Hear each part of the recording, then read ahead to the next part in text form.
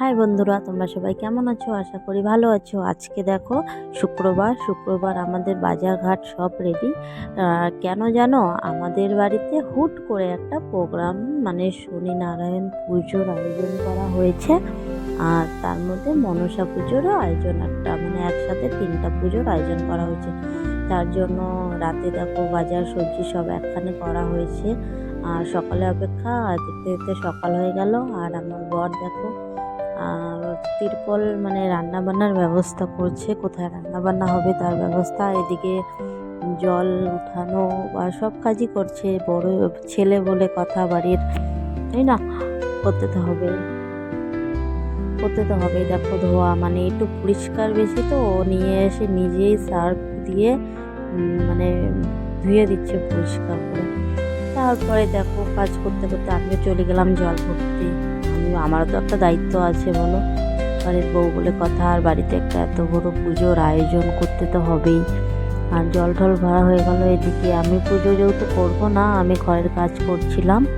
আর এদিকে আমার ননদ, আমার বড় যা, আমার ভাস্তি সবাই মিলে দেখো পুজোর আয়োজন। আর এদিকে আমরা কাটাকাটি করছিলাম।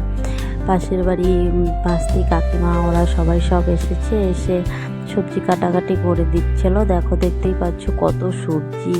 আর এদিকে পুজো হচ্ছিল। আর মানে সবাই এদিকে দিদা ঠাকুমারা সব আমাদের বাড়ি থেকে চলে এসছে। আর প্রায় শেষের দিকে সবজি কাটা তোমরা দেখতেই পাচ্ছ।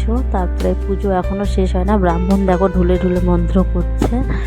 মানে অনেক সকালে চলে এসেছে উনি, আর আমাদের কোনো আয়োজনই হয়নি। যেহেতু আমি পুজো করবো না, আমি হলে হয়তো আগেই করে দিতাম একটু।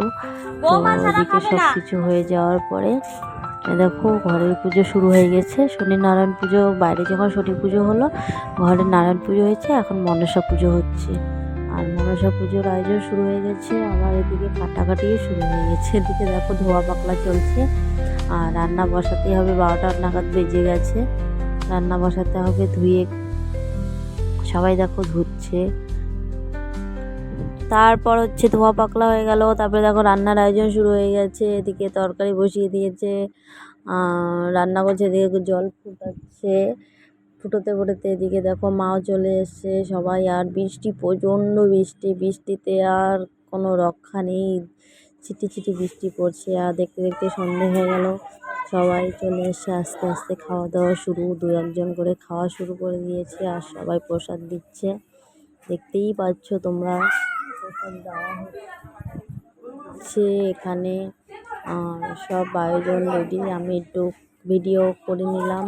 আর এদিকে দাদা, এইদিকে দেখো খিচুড়ি সব কিছু ঢেকে রাখা যায়। দেখো বস্তার মধ্যে পাপড়। আর বাচ্চারা খেলাধুলা করছিল। আমি যেই বললাম ভাই বলে সবাই একদম বলার জন্য আমি ওখান থেকে পালিয়ে এসেছি। তারপর দিন সকালে আত্মীয়দের বাড়ি যাওয়ার চলে গেল। আর রাতে একদম বন্যা বয়ে যাচ্ছে।